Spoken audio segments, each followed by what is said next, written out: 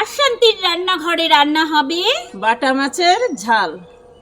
বাটা মাছের ঝাল বানানোর জন্য প্রথমে সমস্ত উপকরণ তৈরি করে নিয়েছি, আর এদিকে কড়াইতে কিছুটা পরিমাণে তেল দিয়ে দিয়েছি। মিক্সির মধ্যে কালো সর্ষে, সাদা সর্ষে, একটু রসুন, একটু পেঁয়াজ, লঙ্কা পেস্ট করে নিয়েছি।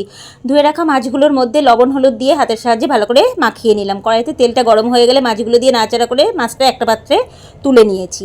তেলের মধ্যে কালো জিরে, শুকনো লঙ্কা ফোড়ন দিয়ে মিক্স করে রাখা মশলাগুলো দিয়ে দিয়েছি। দিয়ে তার নাড়াচাড়া করে নিয়ে তার মধ্যে কিছুটা পরিমাণে লবণ, একটু হলুদ দিয়ে ভালো করে নাড়াচাড়া করে নিলাম। নাড়াতে নাড়াতে যখন মশলাটা আমার প্রায় কষা হয়ে গেছে, তখন তার মধ্যে ভেজে রাখা মাছগুলো দিয়ে দিয়েছি। ভেজে রাখা মাছগুলো দিয়ে ভালো করে নাড়াচাড়া করে নিলাম। কিছু সময় পরে যখন মশলাটা হয়ে গেছে, তার মধ্যে আমি পরিমাণ মতন জল দিয়ে দিয়েছি।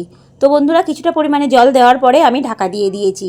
15-20 মিনিট পরে ঢাকনাটা তুলে নিয়ে তার মধ্যে একটু সর্ষের তেল আর ধনেপাতা ছড়িয়ে দিয়েছি। তো বন্ধুরা দেখো, আমার বাটা